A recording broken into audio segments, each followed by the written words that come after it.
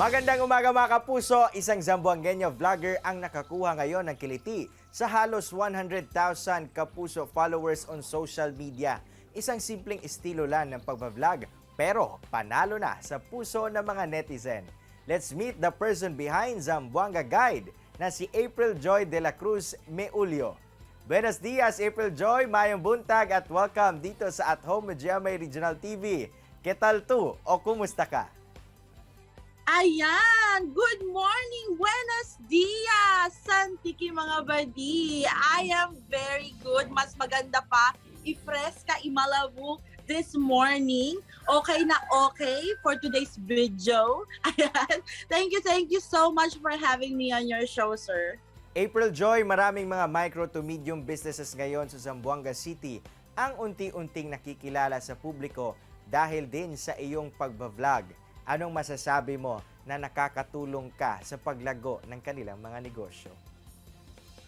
Actually, parati ko tong sinasabi sa kanila. It's not just about me, but it's really about their business. My job ends after I let the people know kung ano yung establishment, where it's located, and what's it like to experience their services. But at the end of the day, yung mga tao pa rin ang pipili. That's what's different about Samwanga Guy. It's an informative type of blog.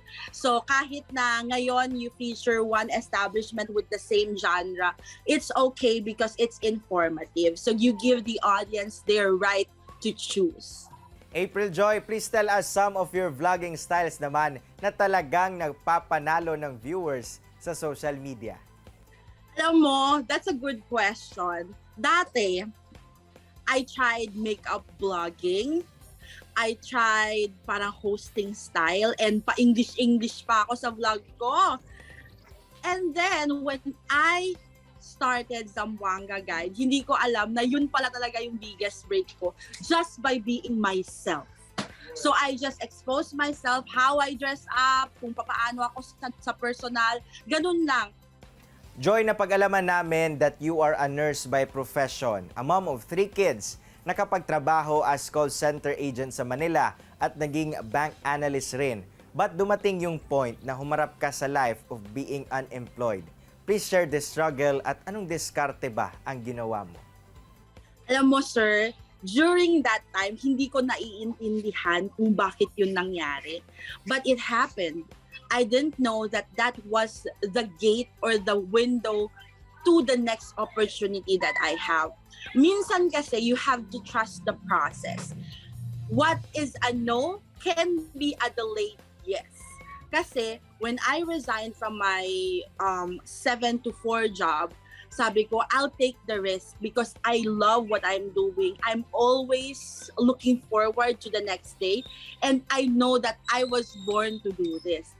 Joy, naging sikat rin ang iyong tagline na Santiki Body, parang barkadahan lang ang peg.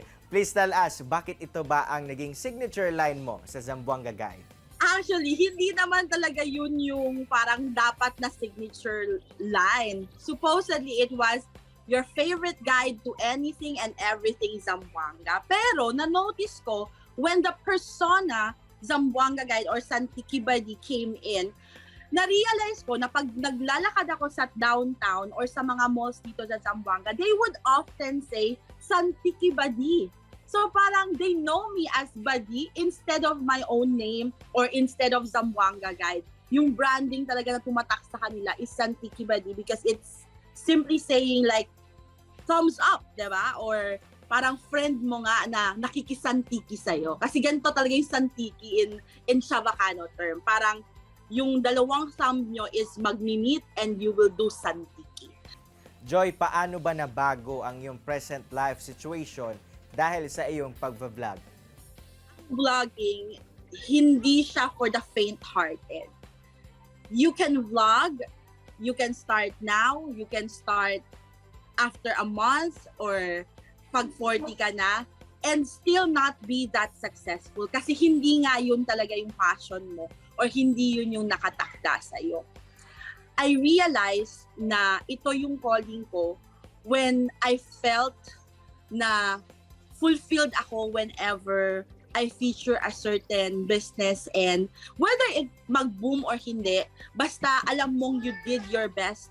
Nako Joy, please share us some tips naman in vlogging, lalong-lalo na sa mga gustong magsimula as social media influencer o content creator.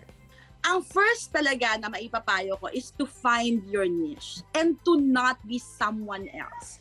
Pwedeng may peg ka, example, meron kang Lodi na isang vlogger. Don't try to mimic her but create your own branding. Kasi pag hindi genuine, people will know. People will really feel kung sincere ka sa ginagawa mo, if you're enjoying what you do, number 2, and kung talagang parang na-enjoy mo each and everything that you do. Plus, of course, syempre, dapat you also get to share your blessings. Muchas gracias April Joy sa iyong time dito sa At Home with GMA Regional TV, and keep safe always. Thank you so much, At Home with GMA Regional TV, for having me this morning. Alam nyo, this is a dream come true for someone who's a mom, also a lady, and of course an anak. Kasi syempre, wow, you will be watched by the Mindanaoans all over and even beyond. So thank you for this opportunity. Santiki mga badi!